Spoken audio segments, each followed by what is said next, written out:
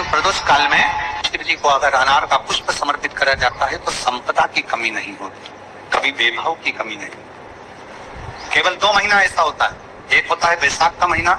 एक होता है ज्येष्ठ का महीना। ये 2 महीने में कभी भी कोई सी भी 2 प्रदोष, किसी भी 2 प्रदोष को ले लो और उसमें अनार का फूल, जो अनार का फल लगता है उसमें फूल भी लगता है, अनार का यदि पुष्प, एक ही पुष्प यदि शंकर के शिवलिंग को समर्पित करा जाए तो कभी, हम तो यहाँ तक कहेंगे कि कोई बहुत छोटे से छोटा व्यक्ति है, भले हाथ गाड़ी चला रहा है, ठेला गाड़ी चला रहा है, रिक्शा चला रहा है, उसके पास धन नहीं है, बहुत कमजोर है, पैसा नहीं है, बहुत तकलीफ में है, बहुत दुखी है, तो हम तो उससे कहेंगे कि या तो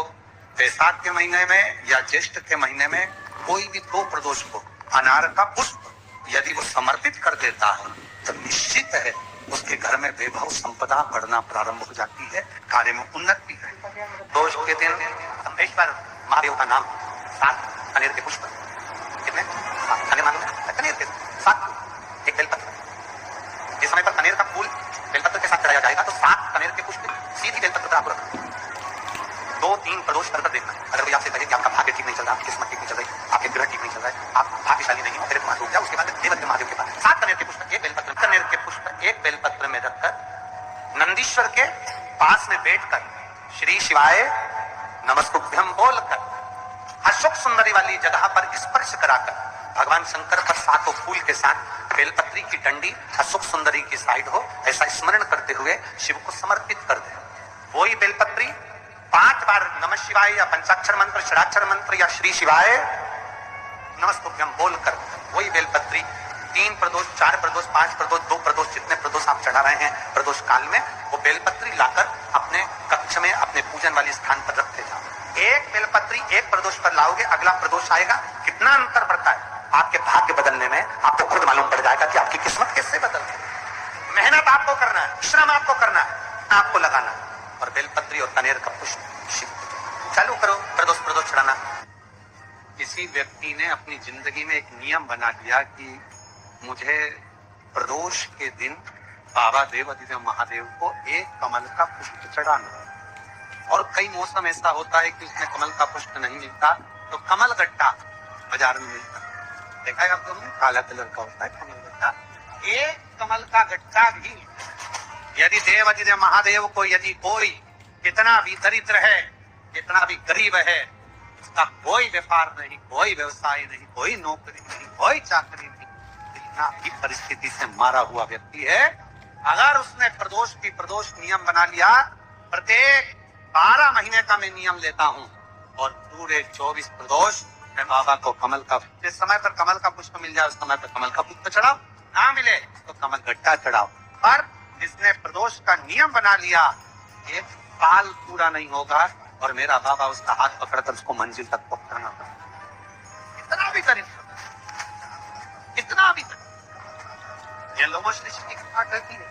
ये लोमश बाबा का चरित्र कथा, कितनी भी गरीब परिस्थिति क्यों ना हो, कितना भी दरिद्रपन क्यों ना हो, कुछ नहीं घर में। गुरुवार का प्रदोष पड़ जाए, बृहस्पतिवार का यदि प्रदोष पड़ जाए तो प्रदोष के दिन, प्रदोष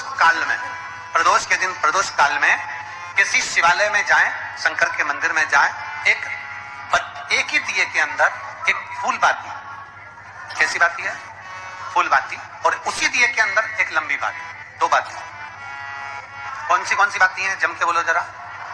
एक फूल बाती, एक लंबी बाती, 2 बाती। एक ही दिए के अंदर फूल बाती, लंबी बाती दोनों रख लें, थोड़ा सा घृत की बातियां, तेल की बाती नहीं, घी की बाती रखें, और दोनों बातियां उसमें रखकर 3 बेलपत्र भगवान शंकर के मंदिर में लेकर जाएं। दिए को भी प्रज्वलित नहीं करना है। पहली बेलपत्र नंदीश्वर की, जो ऊपर का भाग होता है जिसको हम शिव तत्व भाग कहते हैं, नंदी के पीठ पर एक भाग होता है जिसको शिव तत्व भाग कहा जाता है, वो नंदी की पीठ पर जो भाग है वहां पर एक बेलपत्र समर्पित करें। दूसरा बेलपत्र आप जो माता पार्वती जी का, जैसे ये शिवलिंग है और ये गोल भाग है, ये माता पार्वती जी का हस्तकमल है, तो माता पार्वती जी का जो हस्तकमल है, इस हस्तकमल पर कहीं पर भी एक बेलपत्र आप समर्पित कर दें। और तीसरे नंबर की जो बेलपत्र है वो भगवान शंकर पर समर्पित कर दें। जो दिया आप लेकर गए हो मंदिर में, उसी दिए को नंदी और महादेव इन दोनों को